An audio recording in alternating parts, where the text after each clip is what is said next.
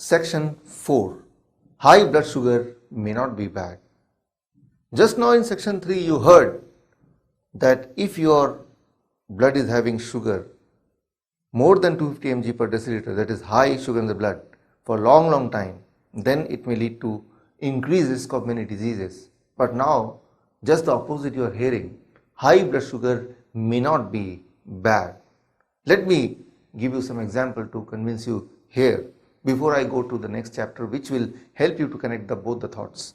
On one hand, I am saying high blood sugar can lead to heart disease. On the other hand, I am saying high blood sugar may not be bad. So I don't want to confuse you, but it is something really interesting and something you really have to understand. Only then you can manage the diabetes, only then you can come out of this diabetes, only then you can free yourself of the drugs and insulin related to diabetes if you are already taking it. Let me give you one example. The Vietnam War.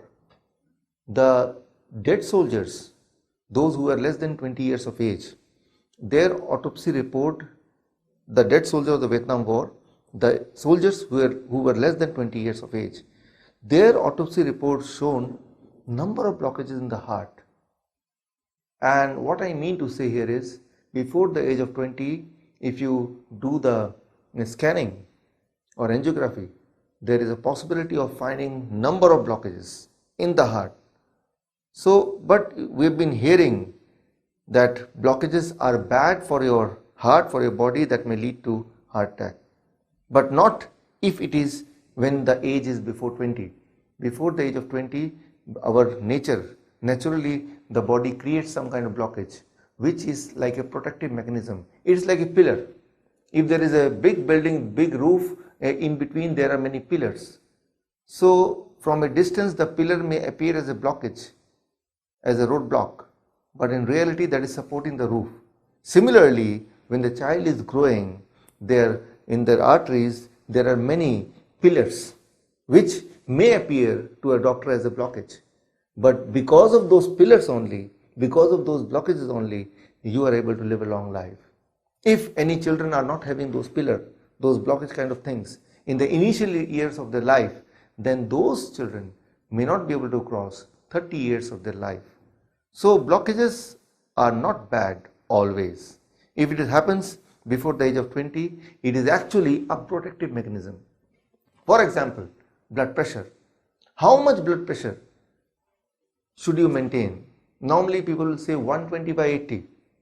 If it is more than that, it is dangerous. Okay, let me give you one example. As the doctor says that I have to maintain the blood pressure 120 by 80, I am trying to maintain the blood pressure by you taking some medication. Now just imagine, suddenly I see there is a snake here. The moment I see, what will happen? My heart starts beating fast. My blood pressure will increase. My eyes, my senses will become more alert. So that will help me to jump out of it, run away, save myself from the threat, from the snake bite, which may lead to death. At that time, if suddenly somebody measures my blood pressure, it may be 240 by 160, very, very high. So high blood pressure here is a protective mechanism. Now just imagine that when I see the snake, ideally, as the doctor says, the blood pressure should always be 120 by 80. So somehow my body manages my blood pressure 120 by 80 in spite of seeing a threat. What will happen? I'll have no reaction. I'll be just standing. I will not perceive the threat. I may be killed by the snake. So immediately, suddenly increasing the blood pressure is a protective mechanism given by the God. So high blood pressure may not be bad always. Similarly, high blood sugar may not be bad always. Only when the sugar in the blood remains high for many, many years. And of course, let me remind, how much high should be called as high, that also I clarified you. Only then there is higher risk of dying of heart disease. Only then there is higher risk of dying of kidney failure, etc. So when somebody says high blood sugar, so it depends on surrounding. For example, if somebody is suffering from infection, if somebody is suffering from fever, at that time, during those period, there is a possibility that the sugar in the blood will rise, but that should not be identified as diabetes. That is, of course, the protective mechanism of the human body. So here, clearly you have to understand that diabetes may not always be high blood sugar, and high blood sugar may not always be bad. It can be bad only when it remains high for a long period.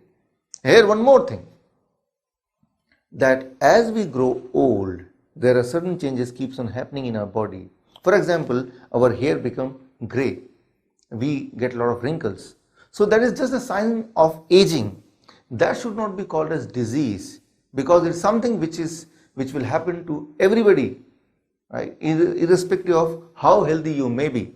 But as you grow old, your skin tend to have more wrinkles, your hair tend to grow grey. So that is the normal changes which you may expect when you grow old. In the same way, when you grow old, your body tend to keep high blood pressure, your body tend to keep high blood sugar. So every year the sugar in the blood tends to remain little higher than the previous year. So that should not be also categorized as diabetes. And the number which I gave in the last section, that is 250, this number is for those people who are between the age of 30 to 40 years of age. And after 40 years of age, for every 1 year, you add 1 mg per deciliter. This means, say, a person with 50 years old, for him, the threshold for diabetes, we can say, not 250, it can be 260 mg per deciliter.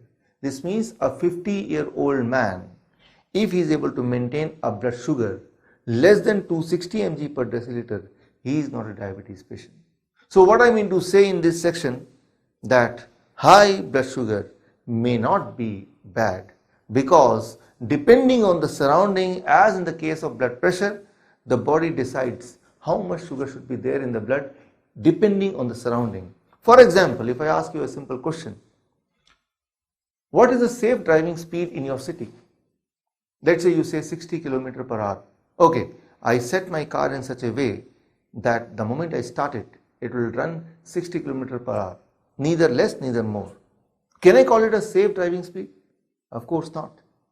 Sometime when you are overtaking a car, you may like to maintain a speed of 100 km per hour. That is the safe driving speed in that situation, right? But sometimes if it is too much of crowded place, you may like to maintain a speed of 10 km per hour.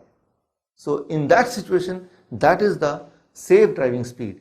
Similarly, how much should be the blood sugar? Your body knows. Accordingly, like an expert driver keeps on managing. So you need not to too much stick to the number which I told you in the last section, but it is just a reference point, a rough reference point for you.